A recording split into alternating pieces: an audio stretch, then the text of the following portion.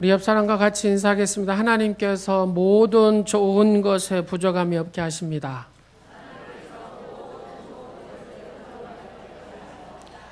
할렐루야.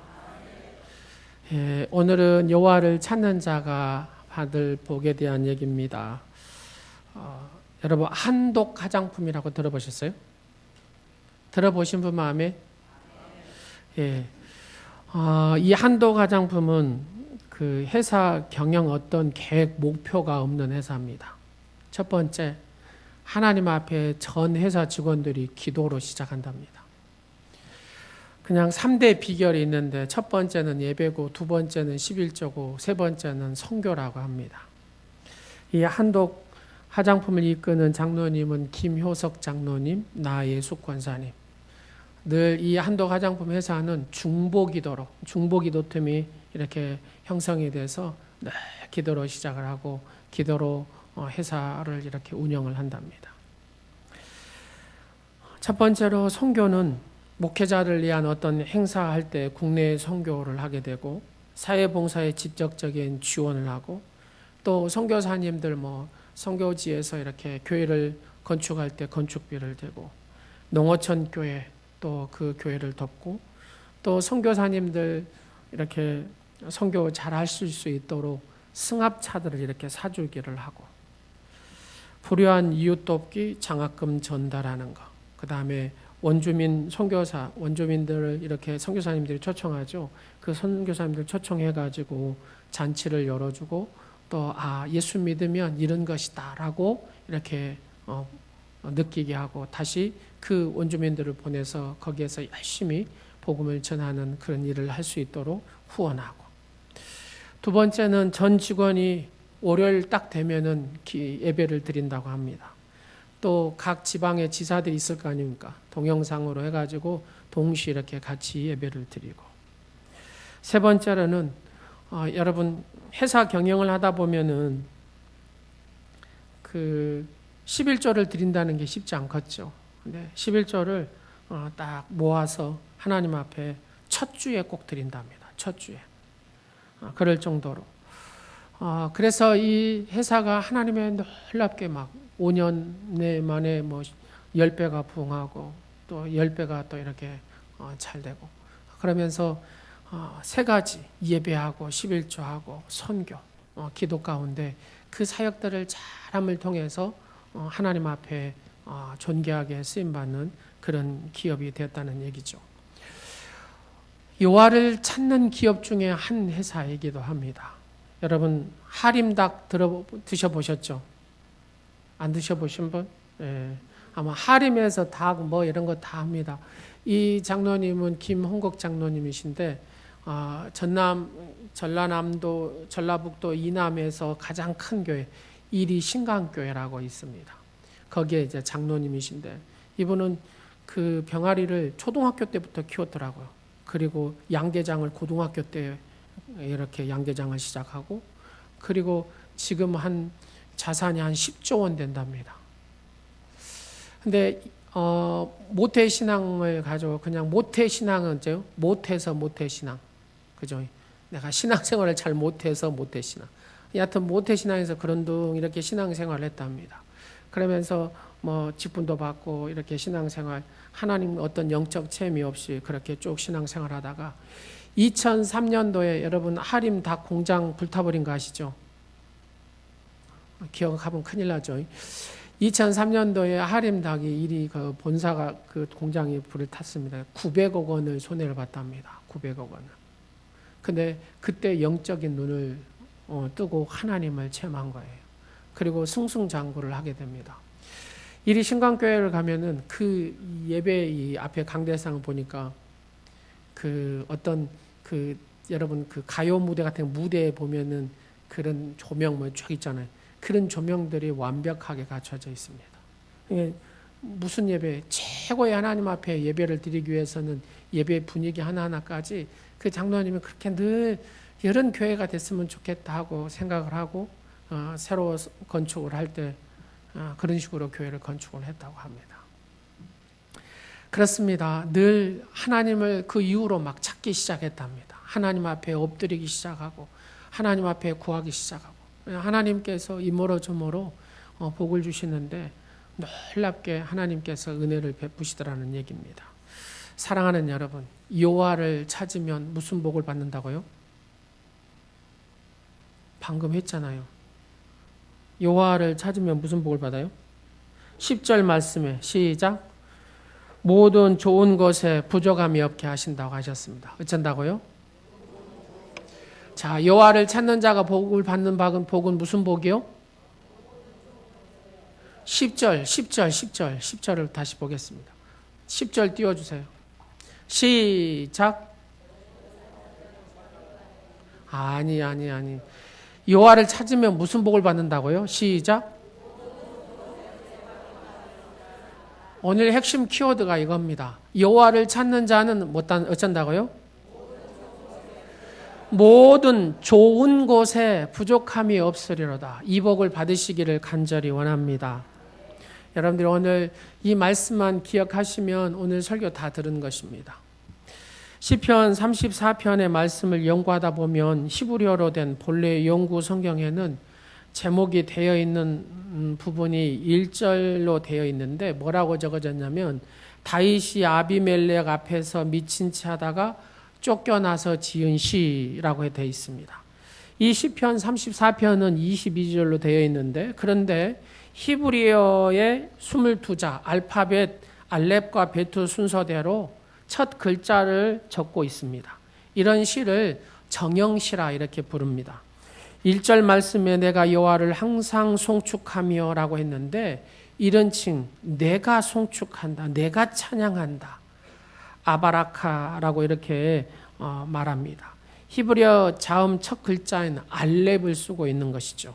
2절 말씀에 여호와를 이라고 번역하는 것은 바예호바라는 단어를 쓰는데 히브리어로 두 번째 자음 베트를 쓰고 있습니다. 이런 식으로 22절까지 히브리어 자음 22자를 넣어서 34편이 기록되어 있다 그 말입니다.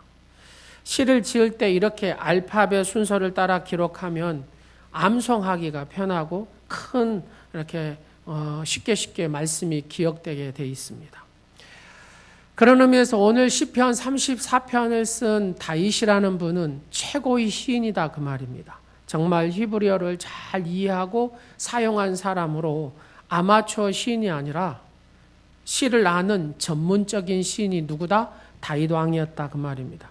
이런 히브리어 정형시는 그 특이한 구조까지 이것을 한국 성경으로 이렇게 표현한다는 담아낼 수 있는 것이 쉬운 일이 아니다. 어렵다 그 말입니다. 한국 언어로는 이 히브리어에서 흐르는 이것을 갖다가 이렇게 아주 명확하게 해석할 수는 없다라는 겁니다. 우리가 이제 이렇게 성경에 기록된 시를 정확히 내가 이해하기 위해서는 왜 34편이 이런 상황에서 이런 구조에서 다윗이 시를 썼구나. 그것을 이 정황사항을 알아야 34편의 내용을 우리가 정확히 파악할 수가 있죠. 다윗은 이 시를 짓기 전에 참으로 곤욕스러운 일을 당합니다. 이스라엘 첫 번째 왕이 사울입니다. 이 사울이 다윗을 늘 죽이려 했던 것을 여러분 잘 아시죠? 다윗이 정작 골리앗을 문맷돌로 쳐 죽이고 개선할 때에 여러분 그 골리앗을 어찌할지 몰랐잖아요. 근데 그 골리앗을 쳐 죽였어요. 그때 이스라엘 온 백성이 다 나와서 그러면서 여인들이 노래를 합니다. 시작. 사울이 죽인 자는 천천히요 다윗이 죽인 자는 만만이라. 그러니까 사울이 죽인 자는 보통 한 수천 명에 이르지만 누가요? 다윗이 죽인 자는 수만 명에 이른다. 이렇게 노래를 막 했다 그 말입니다. 수많은 여인들이 막 성읍에 나와서 노래를 하고 춤을 추고 소고를 치며 경세를 가지고 나와 이렇게 막 맞이하는데 이 여인들이 계속해서 사울은 천천히고 다윗은 만만이라. 이거를 딱 듣는 사울 왕의 마음은 어떻겠습니까? 열나죠, 열나. 그러지 않겠습니까? 막 열나가지고 왕들은 특히 민심의 동향을 살핀다 그 말입니다. 여러분 이 왕권에 가지고 있으면 누구도 없습니까? 자식도 없잖아요. 내가 왕권 빼앗기지 않기 위해서 누구를 죽입니까? 자식도 죽입니다. 성경에 보면 아달랴는 어째요? 그 손주들까지 다 죽여버립니다. 왕 되려고. 우리 조선시대에 보면은 이 왕권 가지고 좀 자식하고 아버지하고 형제들끼리 막 죽이고 난리잖아. 근데 이 왕에 있던 이 사울이 다윗은 만만이라고 막 하는 순간에 어째요? 여기에 이 속에서 어떤 기분이 상하면서 불쾌하면서 이 언짢으면서 화가 폭발하기 시작했다 그 말입니다. 사람들이 다윗에게 수만 명을 돌리고 자기에게는 수천 명을 돌릴 때 이제 남는 것은 이 왕권을 누구한테 다윗에게 빼앗길 수 있겠다는 그 마음을 갖는다 그 말입니다. 그 좋게 보이겠습니까? 좋지 않지요. 하루는 사울왕이 악신에게 들려가지고 이렇게 실성거리고 미친 듯이 이렇게 막 헛소리를 합니다. 근데 다윗은 시인이잖아요. 그리고 악기를 잘 다뤘습니다. 수금을 타면서 음악을 쭉 하는데 손으로 수금을 이렇게 쭉 타는 겁니다. 그때 이 사울왕이 자기 옆에 있는 창을 들고 수금 타는 다윗을 향하여 이 창을 갖다가 휙 던져버립니다. 하나님께서 피하게 하셔서 2번이나 그런 일을 당했음에도 다윗이 죽지를 않지요. 사울이 생각했을 때는 전에 하나님께서는 자기와 함께 하셨다는 이것을 알았습니다. 근데 자기에게서 하나님께서 떠나고 이제는 다윗과 함께 하신다는 것을 보면서 속이 타서 전전긍긍하게 되었다 그 말입니다. 사울이 모든 군사들이 보는 앞에서도 이렇게도 약속을 합니다. 골리앗을, 블레셋 장군 골리앗을 죽이는 자는 내 딸과 함께 결혼을 시키겠다. 사이로 삼겠다 그랬습니다. 첫 번째 딸은 만나는 사람이 있어서 놔두고 두 번째 딸 미갈이 다윗을 잘 따르고 좋아하는 것을 보고 이 다윗을 사이로 삼잖아요. 여러분 옛날부터 장인어른과 사이는 좋은 관계입니다. 왜요? 내 딸한테 잘해주기를 원해서 장인은 이 사이한테 아주 잘합니다. 부족한 딸을 잘 보살펴주고 자식 낳고 행복하게 잘 살으라고 늘 믿음을 심어주며 좋은 말을 하고 격려를 합니다. 우리 교회 모든 딸 가진 아버지들이요 사회를 인정하고 격려하고 더 귀한 아들로 받아주시기 바랍니다. 딸이 안 계신가요? 제가 그런 사랑을 장인어른한테 받았습니다. 이렇게 보면 조기를 하나를 먹더라도 제가 가면 어르신은 머리를 드시고 가운데 또막을 저한테 이렇게 주고 그것은 뭐한테 내 딸한테 잘해라 뭐 그런 의미가 아니었겠습니다. 다윗이 또 천부장으로 군대를 통솔하며 여러 대적을 막아 전쟁을 하고 가는 곳마다 승승장구하고 백전백승을 하는 겁니다. 여러분 이런 사이 얼마나 이쁘겠습니까? 근데 백전백승을 하고 돌아온 이 다윗을 사울은 어째 못마땅하게 생각했다 그 말입니다. 여러분 또 성경에 보면은 사울의 아들 첫 아들 요나단이 있습니다. 요나단과 다윗은 어째요?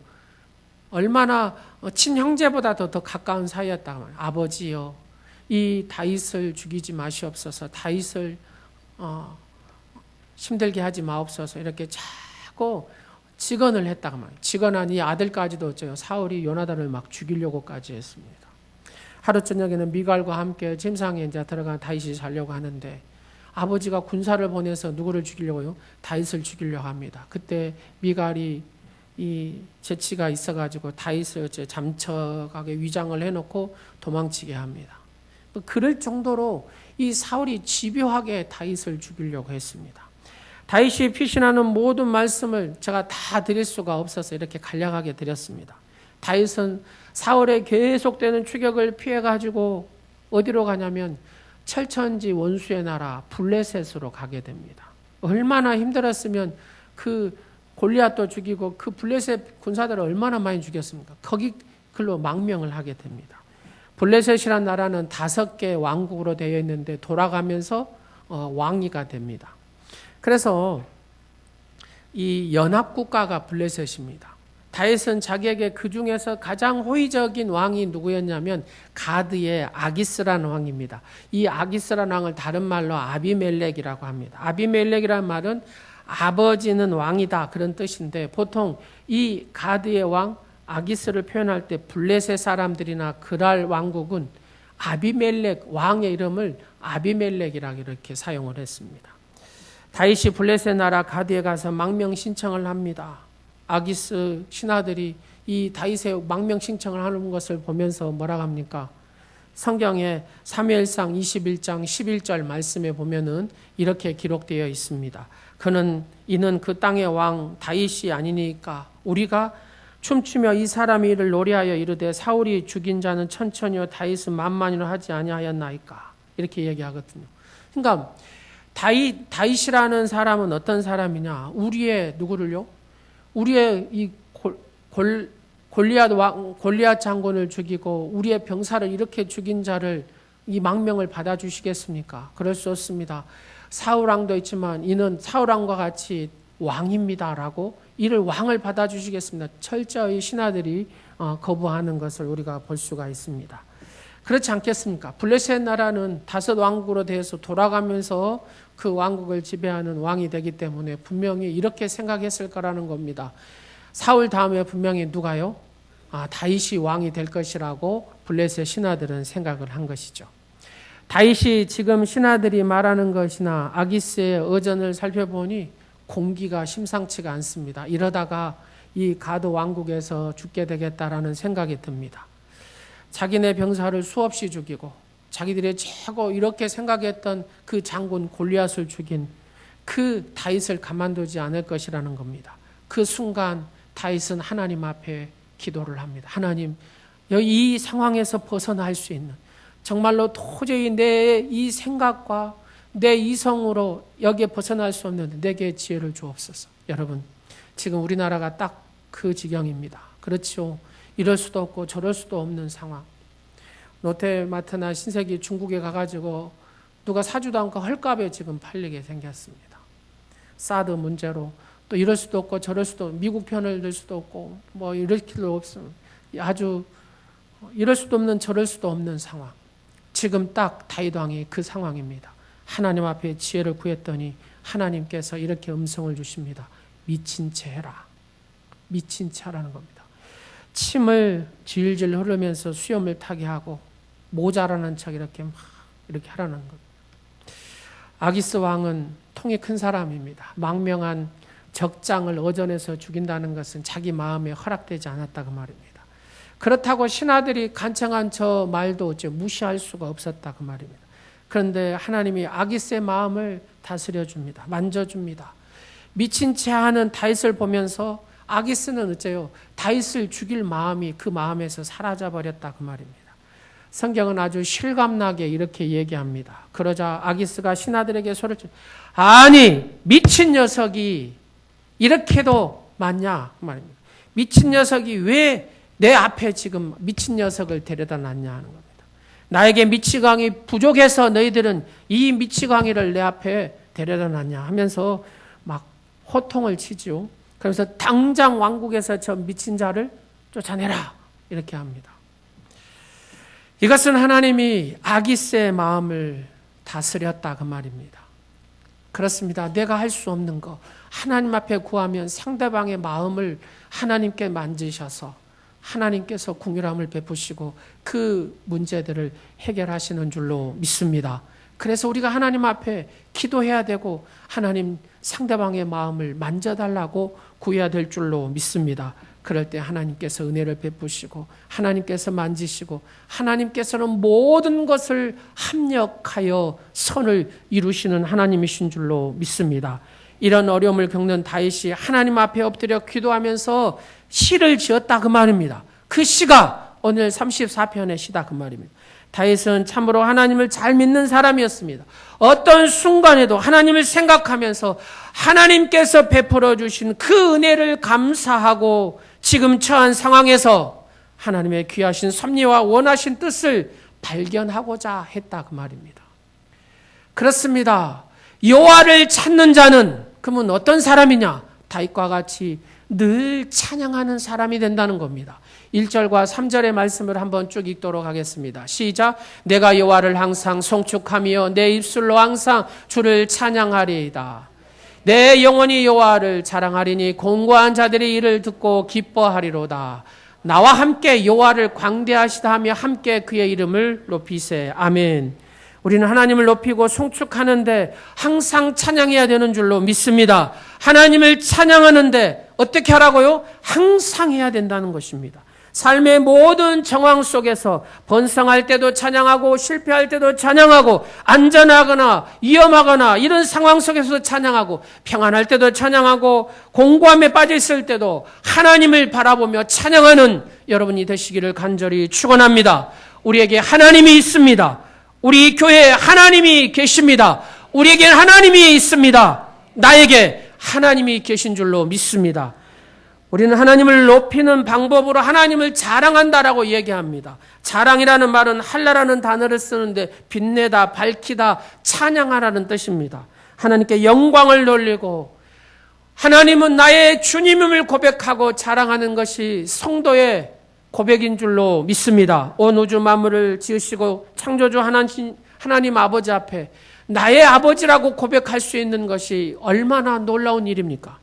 다윗은 위대함은 자기 혼자 신앙생활 잘하는 사람이 아니었습니다. 주변에 있는 모든 사람들과 더불어 하나님을 높이는 자였다고 말입니다. 3절 말씀에 나와 함께 여호와를 광대하시다 하며 함께 그의 이름을 높이세 했다는 겁니다. 여러분 혼자 신앙생활 잘해서는 안 된다는 겁니다. 나의 이 신앙의 본질이 어디로요? 옆 사람한테 흘러가게 함께 찬양하고 함께 하나님을 자랑하는 그런 공동체로 만들어야 될 줄로 믿습니다. 우리는 한 사람도 빠지지 말고 모든 사람이 하나님을 높이고 하나님의 위대하심을 찬양해야 합니다. 우리와 함께 하나님의 이름을 높이는 사람, 바로 그 공동체가 교회 공동체인 줄로 믿습니다. 우리 시대, 우리 교회 모든 성도들이 세상의 마음을 뺏기지 말고 하나님을 믿는 일에 우선순위를 두고 하나님을 높이고 하나님을 자랑하는 우리 오늘의 모든 성도들이 되시기를 간절히 축원합니다. 그렇습니다. 하나님을 찾는 자는 먼저 하나님을 찬양하는 자입니다.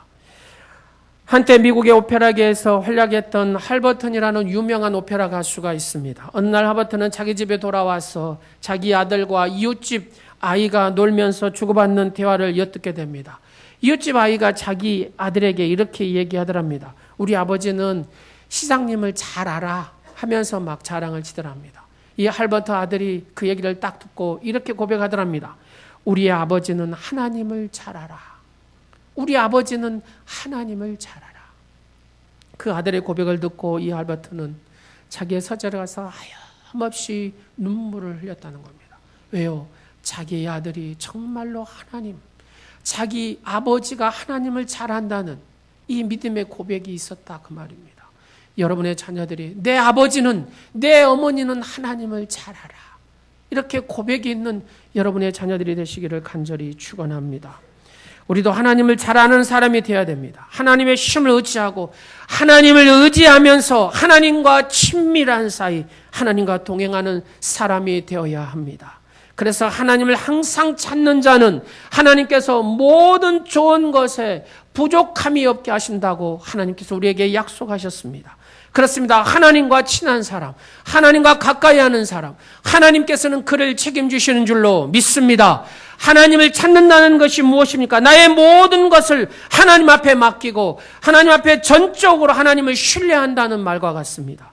여러분, 여러분의 인생의 모든, 여러분의 가정의, 여러분의 자녀들의 모든 것을 하나님 앞에 맡기고 전적으로 하나님을 신뢰하는 믿음의 주인공이 되시기를 간절히 축원합니다. 온 우주 만물을 창조하신 하나님이 나의 친구라고 합니다. 아브라함에게 다가가셔서 하나님이 너는 나의 벗이니라. 하나님의 종인 모세하고 늘 대면했다라고 얘기합니다. 사랑하는 여러분, 바로 모세도 아브라함도 우리가 같이 똑같이 인간의 성정을 가진 자다 그 말입니다. 똑같이 아브라함과 모세처럼 우리도 그렇게 하나님과 친밀한 교제, 친밀한 관계를 가질 수 있는 존재다는 것입니다. 사랑하는 여러분, 우리도 그들처럼 믿을 수 있다는 말입니다. 그렇게 되어야 제대로 믿는 사람이라 말할 수 있다는 얘기입니다. 사랑하는 여러분, 온 우주 만물을 창조하신 하나님과 친밀한 관계를 가지시기를 간절히 축원합니다. 그 인생이 가장 흥분된 인생이 아니겠습니까? 우리가 이처럼 하나님을 알고 있다는 것, 더군다나 가장 높으시고 전능하시고 가장 자비로우신 그 하나님을 아바지라 부를 수 있는 이 놀라운 감격의 성도의 삶, 이 축복이 어디 있겠습니까? 우리를 하나님을 아는 것으로 그치지 말고 그분은 나의 하나님이십니다. 그분은 나의 왕이십니다. 그분은 나의 산성이고 반석이십니다. 그분은 나의 아버지십니다. 라고 부르짖는 여러분의 고백이 있으시기를 간절히 축원합니다. 두 번째로 하나님을 찾는 자는 다윗처럼 기도하는 사람이었습니다. 4절에서 8절까지 다 같이 보시겠습니다. 다 같이 함께 보십니다. 4절 방송실. 내가 여호와께 간구하며 내게 응답하고 내 모든 두려움에서 나를 건지셨도다. 그들이 주를 앙망하고 광채를 내었으니 그들의 얼굴을 부끄럽지 아니하리로다. 이 공고한 자가 부르짖음에 여호와께서 들으시고 그의 모든 환난에서 구원하셨도다. 여호와의 천사가 주를 경외하는 자를 둘러진치고 그들을 건지시는도다. 너희는 여호와의 선하심을 맛보아 알지어다. 그에게 피하는 자는 복이 있도다. 아멘. 다윗은 기도하는 사람이었습니다. 다윗은 절박한 상황에서 하나님 앞에 잠시 기도하였습니다. 그런데 하나님은 미친 채 하라. 피할 길을 열어주셨습니다. 이것은 하나님과 함께 하시는 것이요 기도의 응답이었습니다. 하나님은 우리가 당하는 우리의 모든 두려움에서 건져주신다라고 말씀하십니다. 우리의 얼굴을 부끄럽지 않게 하신다고 말씀하십니다. 모든 환난에서 건져주신다고 약속하셨습니다. 하나님은 당신이 부르시는 천사들을 보내요 주를 경외하는 자들을 둘러 진치고 그들을 건지신다고 말씀하십니다. 그래서 당신에게 모든 것을 맡기고 피하는 사람이 복되다고 말씀합니다. 이 모든 약속과 은총은 무엇을 전제로? 기도의 전제로. 내가 기도할 때에 하나님 앞에 간구할 때에 하나님께서는 이렇게 건지시고 복을 주시고 회복시키시고 해결해 주신다라고, 부끄러움을 당하지 않게 해주신다라고, 천사를 통하여서 건져 주신다라고 약속하고 계십니다. 사랑하는 성도 여러분, 여호와를 찾는다는 것은 그 하나님 앞에 기도하는 것입니다. 기도할 때 하나님께서 들어 응답하신다는 겁니다. 기도한다는 것은 나의 부족함을 인정하는 것이고 하나님의 놀라운 능력을 힘입어서 살겠다는 결단이기도 합니다. 여러분, 하나님을 기도함으로 찾으셔서 하나님의 주신 이 은혜와 복과 건지심의 이 능력들을 체험하는 여러분들이 되시기를 간절히 축원합니다. 기도는 무엇을 얻도록 하나님께서 명령하신 방법입니다. 기도를 무시하는 사람은 기도하라고 하신 하나님을 무시하는 것이고 업신여긴 것 같습니다. 야고보서 4장 2절에 너희가 얻지 못하면 구하지 아니하기 때문이라고 이야기합니다. 기도에 태만한 사람은 하나님 앞에서 긴급한 것을 얻을 생각을 하지 말아야 됩니다. 우리가 무엇을 얻지 못하는 것은 내가 간절히 구하지 않았기 때문입니다. 히브리서 4장 16절에 뭐라고 합니까? 그러므로 우리를 긍휼하심을 받고 때를 따라 돕는 은혜를 얻기 위해서는 하나님의 은혜의 보좌 앞에 나가서 담대히 간구하라는 얘기입니다. 하나님 앞에 긍휼함을 얻기 위해서 기도했더니 때를 따라 돕는 은혜로 하나님께서 도와주신다는 얘기입니다. 하나님과 교제하고 하나님의 은혜를 받고 하나님의 이 복을 받는 통로가 무엇이냐? 기도라는 겁니다. 우리 예수님이 우리에게 말씀하십니다. 요한복음 16장 24절에 뭐라고 합니까? 지금까지는 너희가 내 이름으로 아무것도 구하지 아니하였으나 구하라 그리하면 받으리니 너희의 기쁨이 충만함. 내가 기도할 때 하나님께서 기쁨으로 충만하게 하신다고 말씀합니다. 여러분, 이 충만이 여러분에게 있기를 간절히 축원합니다. 기도는 하나님과 만남이고 교제입니다. 하나님과 사귀는 것보다 더 큰 기쁨이 어디 있습니까? 이 땅에서나 하늘에서나 하나님과의 이 사귐은 참으로 기쁘고 참으로 행복한 것입니다. 시편 16편 11절 말씀에 이렇게 말씀합니다. 주께서 생명의 길을 내게 보이시리니 주의 앞에는 충만한 기쁨이 있고 주의 오른쪽에는 영원한 즐거움이 있다. 그렇습니다. 주님 앞에는 충만한 기쁨이 있고 영원한 즐거움이 있습니다. 그렇게 주님 앞에 서시기를 간절히 축원합니다.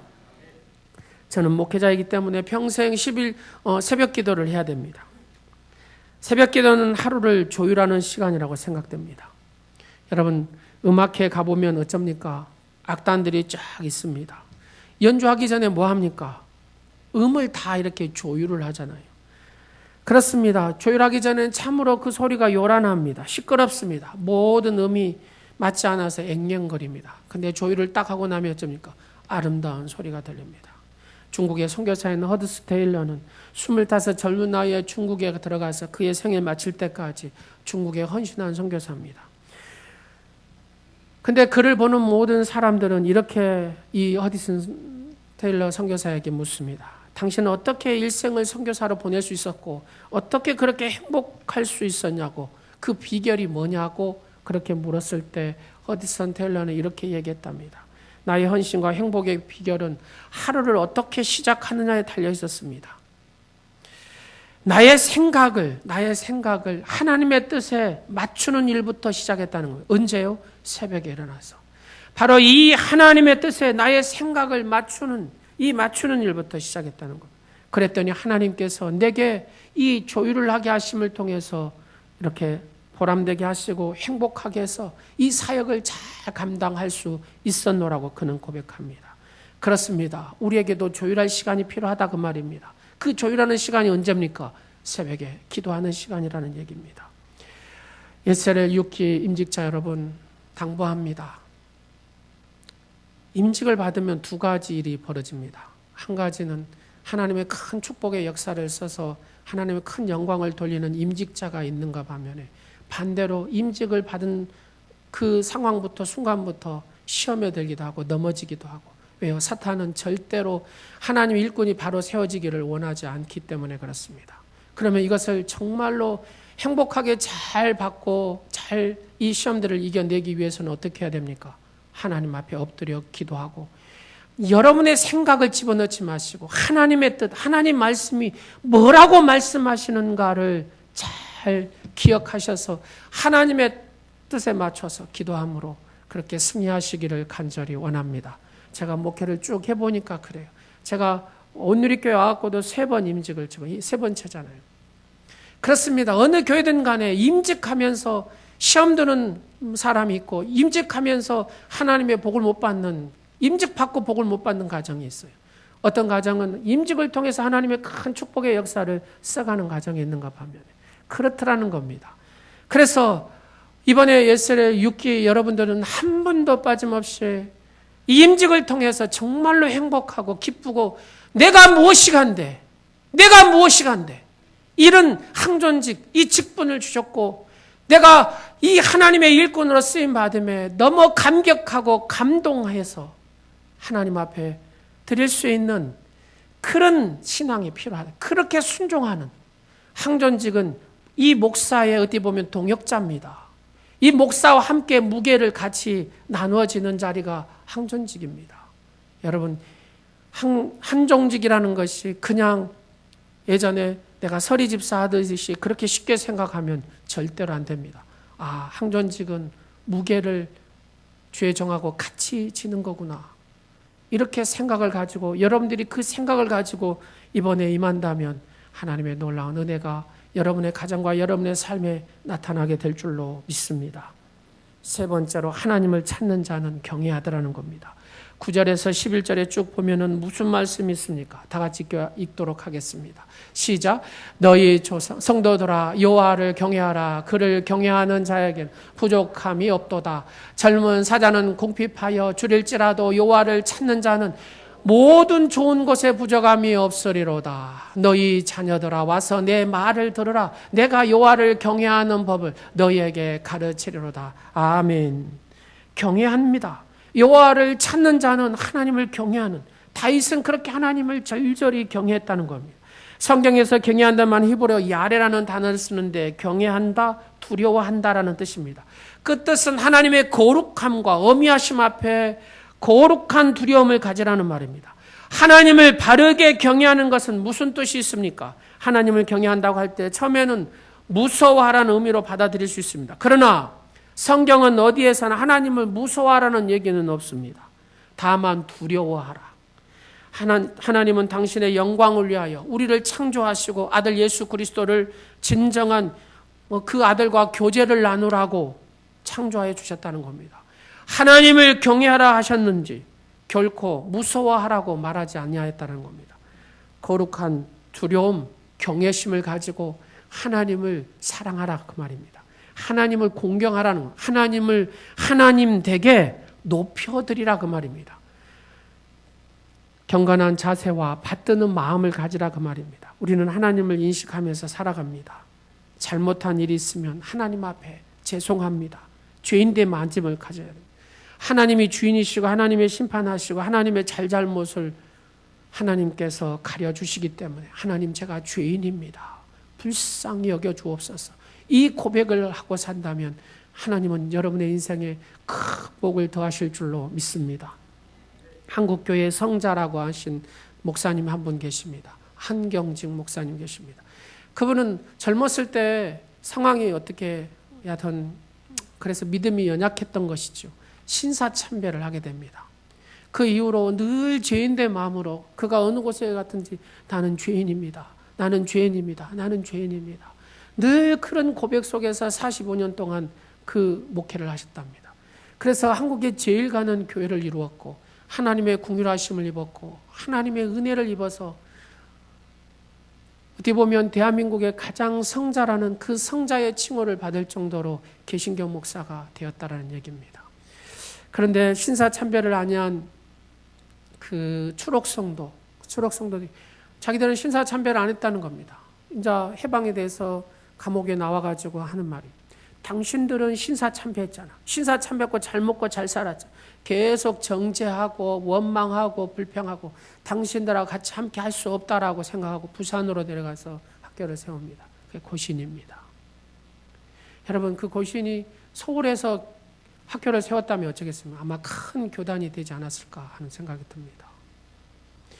죄인된 어떤 누가 완전할 수 없습니다. 그분들도 완전했겠습니까? 그러지 못했을 거라. 우리는 죄인입니다. 하나님 죄인입니다. 여러분 진품 명품에 보면은 어쩝니까? 제가 이 부채를 선물로 받았습니다. 이게 5억짜리입니다. 5억짜리. 진품 명품에서 그러더라고요. 5억짜리라고. 이게 5억짜리입니다. 근데 그 소장하는 사람이 5억짜리라고 생각을 하는 거예요. 그리고 가서 보니까 연예인들도 와 작품이 괜찮다고 전부 다 뭐라 그래요? 아 최소한 1억은 가겠다고 막 다. 근데 소장한 사람은 5억으로 생각하는 거예요. 근데 전문가 감정하니까 500원입니다. 가치가 없다 그 말이죠. 하여튼 제가 선물을 받았는데요. 여러분들이 맞히시는 분에게 이걸 드리려고 합니다. 이게 뒤로 가서 5억이 될지 10억이 될지 누가 압니까? 자, 한 분에게 드리겠습니다. 우리 교회에 제일 늦게 등록하신 분이 계세요. 우리 박병영 성도님에게 이거 드리겠습니다. 예.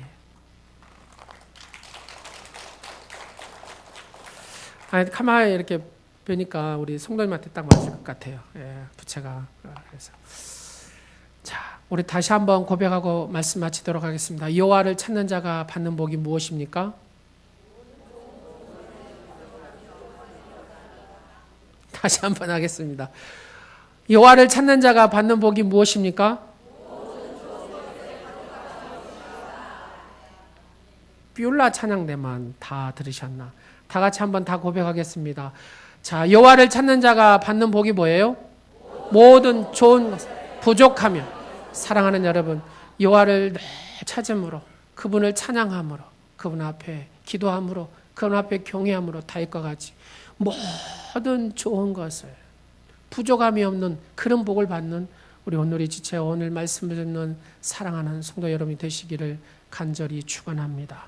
기도하겠습니다.